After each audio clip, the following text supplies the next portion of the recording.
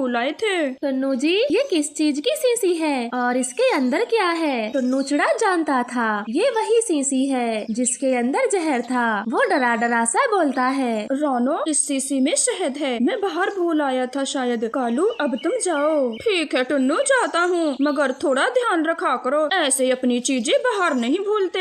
ये कहकर कालू कौवा वहाँ से चला जाता है। टुन्नू चिड़ा तो बहुत परेशान था, उसे समझ नहीं आ रहा था वो अब क्या करे। अब मैं क्या करूँ? जहर नहीं दूंगा अपनी पत्नी को। अगर मैंने ऐसा नहीं किया तो कालू सब कुछ बता देगा। इससे अच्छा तो मैं रानो को सब बता देता हूँ, फिर रानो की ही मर्जी, वो मुझे अपने साथ रखे या ना रखे। ऐसे फैसला कर टुन्नू चिड़ा अपनी पत्नी को सब बता देता है। वो तो बहुत रो रहा था और रानो से माफी मांगता है। रानो, मुझे माफ कर दे, मैंने कालू के कहने से तुमसे शादी की। अब मैं तुमको पसंद करने लगा हूँ। पूरी जिंदगी ऐसे ही गुजारना चाहता हूँ। भगवान के लिए मुझे इस अंडे से दूर न करें, मैं मर जाऊंगा। टुन्नू जी चुप हो जाएं। मैं भी इसी दिन का इंतजार कर रही थी। जब आप कालू कौवे को जहर की शीशी लौटाने गए थे तो मैंने सब देख लिया था। उस समय तो मुझे बहुत दुख हुआ, मगर आज आपको ऐसे देखकर बहुत खुशी हुई। फिर वो दोनों खुशी खुशी रहने लगते हैं। कुछ समय बाद उनके अंडे से बच्चा भी निकल जाता है। टुन्नू अपने परिवार में बहुत खुश था।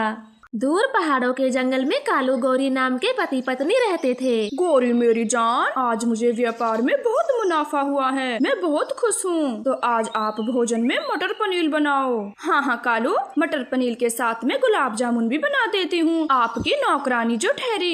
ये कैसी बातें करती हो गौरी, तुम तो मेरी पत्नी हो, ये सारी चीजें तो तुम्हें बनानी ही होंगी। ठीक है, अब गुस्सा ना करें, मैं आपके लिए मटर पनीर बना दूंगी। ये सुनकर कालू कौवा अपने काम पर चला जाता है और गौरी कौवी गुस्से में बड़बड़ाती है। अब इस कालू कौवे की फरमाइशें पूरी करो, चलो बाजार सामान लेने। मैं तो पूरी तरह से नौकरानी बन गई हूँ, शादी क्या हो गई। फिर गौरी कौवी अपना थैला उठाती है और बाजार को चली जाती है। रास्ते में उसे अपनी सहेली चंदा कौवी मिल जाती है। अरे गौरी, इतनी सुबह सुबह थैला लेकर कहाँ भागी जा रही है, रुक जरा। चंपा कौवी, रुकने का समय नहीं है मेरे पास, कालू के लिए मटर पनीर बनाना है और न जाने क्या क्या। जिस दिन से शादी हुई है मुझे तो एक पल के लिए चैन नहीं, नौकरों से भी बुरी हालत हो गई है मेरी। अरे गौरी, तू तो शादी के बाद बहुत दुखी लगती है, मुझे बता, मैं तेरी जरूर मदद करूंगी। चंपा, मैं तुझे क्या ही बताऊं, कहने को तो मैं एक अमीर कौवे की पत्नी हूँ, लेकिन घर में काम करके मेरी बुरी हालत हो रही है। मुझ में और एक नौकरानी में कोई फर्क नहीं, पूरा दिन काम में निकल जाता है, जरा भी सुकून से बिताने के लिए समय नहीं है मेरे पास। अरे रे,